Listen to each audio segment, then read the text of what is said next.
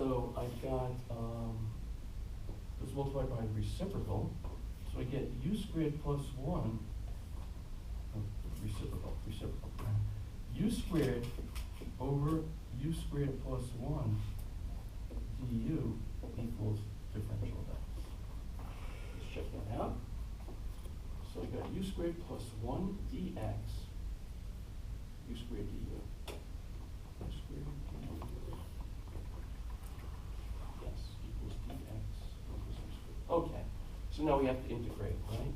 The integral of u squared over u squared plus 1 du is equal to, this one is easy, it's x plus an arbitrary constant. Okay? And this integral we have to do now. Okay? Let's go over here.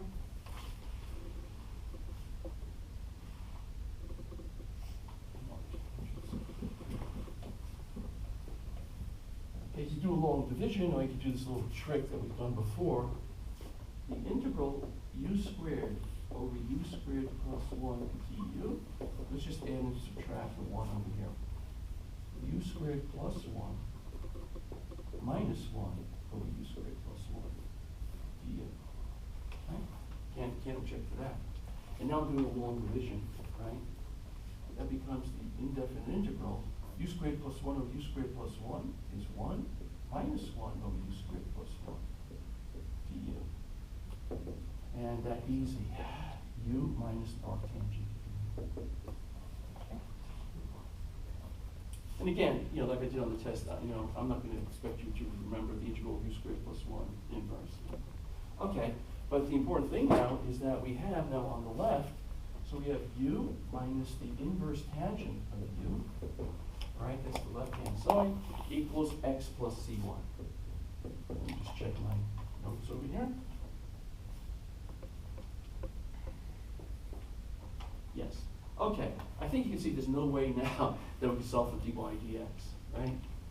Because what does it look like now? It looks like now dy dx minus the arctangent of dy dx equals x plus constant. Yeah, you can't integrate that, okay? So forget about it. So you kind of stop at this point and you say, well, I can't do anything. But we've got x in terms of u. Let me now, okay? Let me just put a box around that.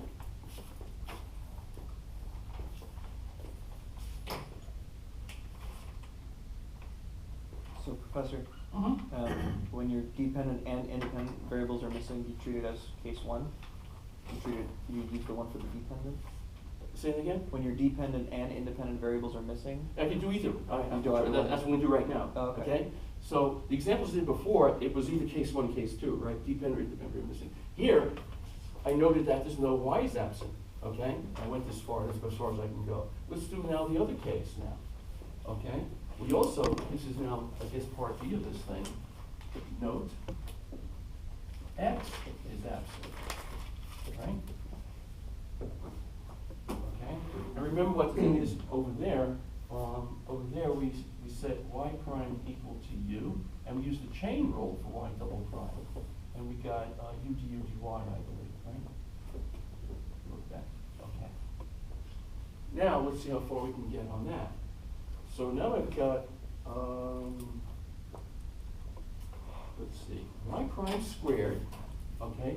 So I still have u squared, right? Y double prime, u du dy.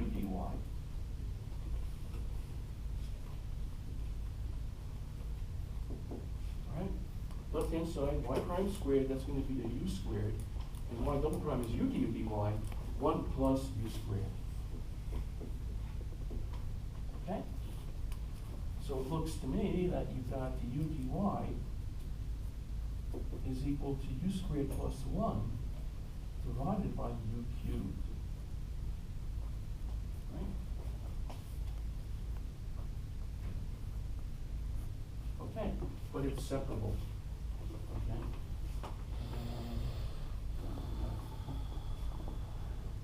Okay. I'm going to have to just erase a little bit over here. Okay, so we got the first part. I got the box equation. That's the important thing. I don't want to forget anything. Okay.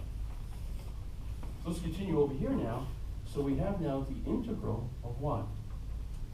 It's separable, u cubed over u squared plus 1 du equals integral dy, which is just y plus an arbitrary constant. Okay?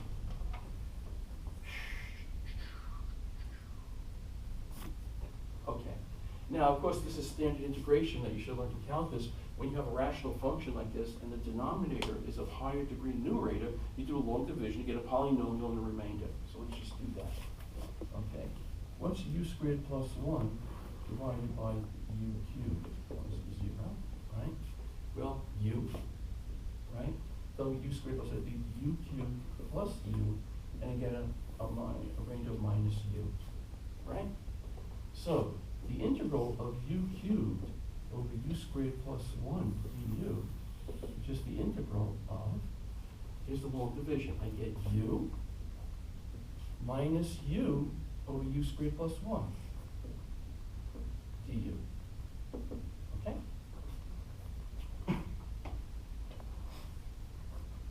Okay. The integral of u du, that's easy. It's u squared over 2 minus, and here I got a log. Oh, yeah, I'll probably get 1/2 over here. 1/2 the log of u squared plus 1. Let's check that. If I differentiate log u squared plus 1, I get 1 over u squared plus 1 times 2u. Yes, I get exactly that. Okay? So the second equation now is we have u squared over 2. So now we have u squared over 2 minus 1/2 the logarithm of u squared plus 1 is equal to y plus c2. And I can't really go any further on that. If I let u be dy dx, it's just like that one, right? I can't integrate. But it's something which I want to show you now. Again, remember, suppose we're just interested in getting numerical information on this thing, okay? You got two arbitrary constants over here, right? C1 and C2. But we know that for the initial value problem, you would be given the value estimated x equal to 1 or whatever, the value of y and y prime. That's the initial value problem, right? So, given the fact that at x equal 1, let's say, we know the value of y and y prime, we also know the value of u. So you can get C1 over here. Plug in the x, that's for the initial data, plug in the corresponding value of y prime. Similarly over here, right? At x equal to whatever it is, you have your y prime, then your y, and it's very easy here to solve for C1, C2. There's no complicated transcendentals, right? You can easily solve for C1, C2.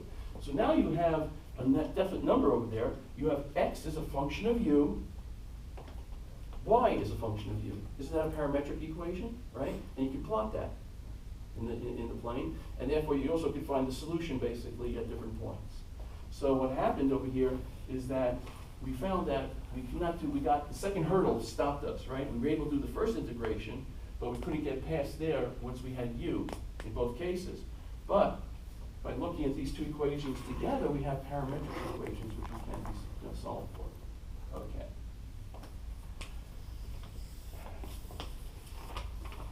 Okay, we got okay, good. We're going at a good pace over here, not too fast. Let me now do next two problems will be mechanics problems. The first one is just going to be a simple motion along a straight line. The other one is basically, if you're interested, I'm going to take a projectile and fire it up from the surface of the Earth, give it some initial velocity, and I'm going to have two models. One is using the uniform gravitational field, where everybody says the force is mg, and the other one is really using Newton's third law, which hopefully you remember from physics, the inverse square law. And we can compare the two and look at plots and see, gee, at what altitude does that thing break down? Okay. So, when you did those elementary physics problems, you always said you fire a projectile, right, and it goes in a parabolic path. That's only valid near the surface of the Earth. Okay. God forbid you're firing an intercontinental ballistic missile. Okay. Good. If it's a stupid nation, it's good, I guess, because they don't know what they're doing, and it wouldn't work. Okay. But unfortunately, we don't live in those times. So, okay, let's just do some rectilinear motion over here. Okay. here's basically the problem. Here's the origin, and here's the x-axis, and have a particle at time 0, which is at x naught, say positive, okay? And I'm going to assume that the force of attraction at O goes inversely as a square of the distance. And I want to see if I can solve for x as a function of time. Okay? So the equation of motion, again, Newton's law, basically says the mass times acceleration, that'll be mx double dot, goes like 1 is proportional to 1 over x squared. So essentially, the equation of motion would be the second unit of x with respect to time is equal to minus k squared over x squared, where k squared is positive, right? That's just basically, that k squared, that involves the mass and the force of attraction, you know, just lump it into one parameter, k squared. Okay? And I need some initial conditions. I'm saying that time equal to 0, x of 0 equals x naught, again, which is positive. And let's make things simple. Let's say that dx dt at time 0 is 0. So I go over here, right, got my force of attraction. It's going to basically speed into the origin, right? And of course what's going to happen is that as it gets closer and closer to the origin, the speed is going faster and faster. You know, it basically goes to infinity. It's artificial in that case, right? That would never happen because if this was, you know, the Earth or something, it would get such a high speed that it would burn up before re-entry, okay? It would hit the surface of the Earth, not the center, okay?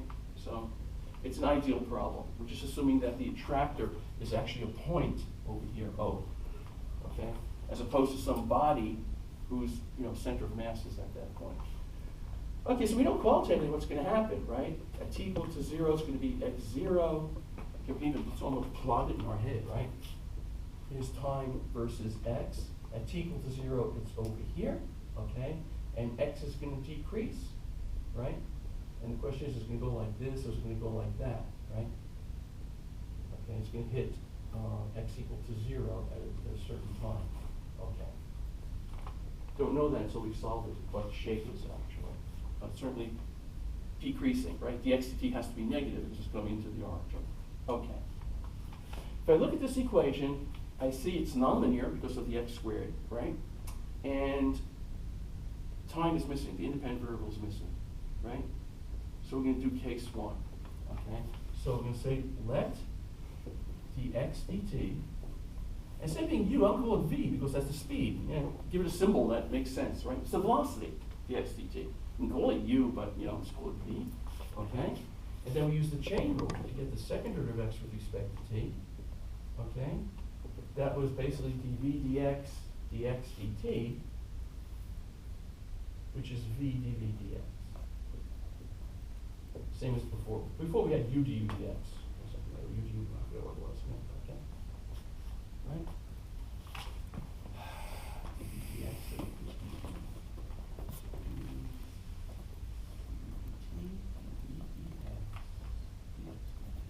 Yes, okay. Let's plug this in. On the left-hand side, for the x double dot, we have v dv dx equals minus k squared divided by x squared. All right? It's separable, right? So that becomes v times the differential of v. Let's bring it to the other side over here. So we have v dv equals minus k squared over x squared dx. Okay, let's integrate. Separable. V squared over 2 equals k squared divided by x plus an arbitrary constant of integration. Right? You differentiate, you get 1 over x, you get minus 1 over x squared. Okay? And how do we get the constant of integration? Let's apply our initial conditions. We know that when x equals x naught, v is equal to 0. Right? At t equal to 0, it's over here at rest. So when x equals x naught, the speed is equal to 0. And that allows us to get the constant of integration. So plugging that, you get 0 equals k squared over x naught plus c sub 1. Okay? obviously c sub 1 is minus k squared over x naught. Okay? So we get v squared over 2 equals k squared over x minus k squared over x naught. Okay, as a matter of fact, that's conservation of energy. The 1/2 v squared, where if it's unit mass, that's kinetic energy, 1/2 mv squared, and this is just a statement of the conservation of energy because the gravitational field is conservative. So if you do a little bit of physics, you could write what the potential energy of this thing is, and you could have written that equation right away. Okay, but you know the mathematics has to be consistent. So if you actually just do the brute force thing, you don't remember the physics, it'll come out anyway. Okay, so that's your conservation. Okay, so let me just write this down. It's v squared equals 2k squared 1 over x minus 1 over x naught. And it's very important to see that as positive, right? Because we're starting over here with x equal to x naught, right? So it's 0. And then as we go in time, x is getting smaller than x naught, so 1 over x is bigger than 1 over x naught, so it is positive. So v squared is indeed positive. Okay. Now actually, this is separable now. So now what happens, we take the square root and we have to decide, do we take the positive or negative square root? Well, from the physics, we know that we're going to follow the motion of the particle from here to here. Dx dt is negative. Right? So when we take this, we find that dx dt is equal to minus k radical 2 1 over x minus 1 over x naught raised to the 1 half power. That's separable, but it's a messy integral to do. I actually worked it out, and I'm just going to give you the solution. Okay? It comes out that if you integrate this, you can actually find, unfortunately, you can't get x as a function of time, and this happens many times. You'll get an implicit function over here. You'll have x minus x naught. That can't be.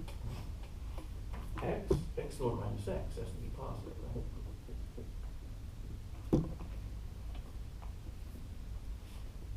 Screw to x naught minus x, plus the initial position times the inverse cosine. It's messy.